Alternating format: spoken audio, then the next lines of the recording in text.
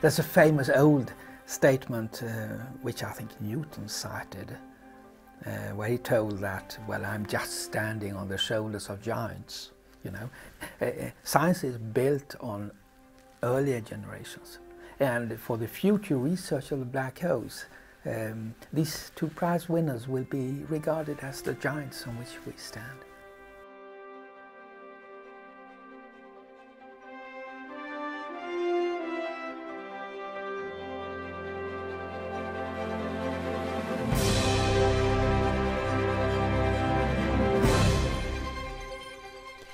This year's Crafoord Prize laureates in astronomy, Reinhard Genzel and Andrea Getz, are being awarded the prize because, together with their research teams, they have proven that supermassive black holes really do exist. The two groups worked very systematically and hard in order to study the very center of our galaxy and what was going on there. They developed instrumentation and methods for this, and it's a tough job. It's very difficult and tough job. And they succeeded in finding this black hole. I think that's nice. It's a real discovery too. For almost 2 decades, Reinhard Genzel and Andrea Getz have been following stars at the center of the Milky Way.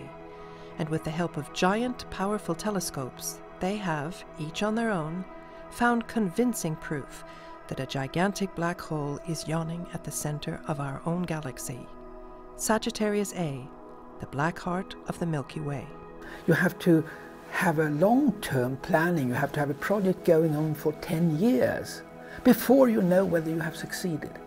So I think it is you need a combination of very good frontline instrumentation, the biggest telescopes in the world, new methods to reach this high resolution and work in the infrared, and long time persistence in order to really do the job.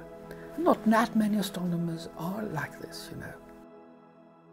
A simple definition of a black hole is that it is an object which is so dense that nothing can come out of it, not even light. That's why it's black. And in the middle of the black hole, or at the center of the object, density is infinite. Time and space are distorted so much that you get into absurdities. Literally speaking, you leave our time.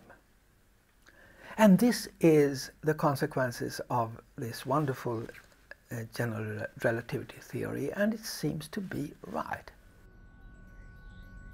But the problem with the black hole is, of course, to really prove that it is there, because it is black in the sense it doesn't emit any radiation.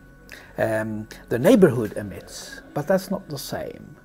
So you can't trace it directly, you have to trace it indirectly, and that's always a bit worrying whether it's safe enough to draw the conclusion that they exist. Here we have a case which seems to be very clear. A question often asked when talking about science in different areas is, what's the use? I can imagine there's use for the astronomy research, but can you say something about the use in a wider perspective? Yeah, personally I think it's extremely useful because it gives us a much better and much interesting picture of the world in which we are.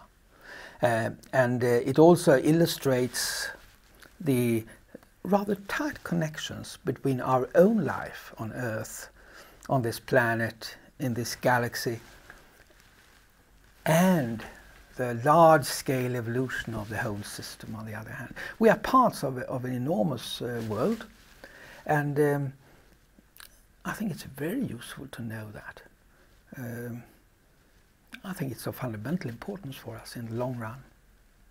And I would say that it wouldn't astonish me if we are going to write the history of our civilization, say, 100 years from now, that these recent discoveries of dark matter, dark energy, whatever that is, black holes, will be regarded much more significant than any precedent or war or economical crisis that people talk about now.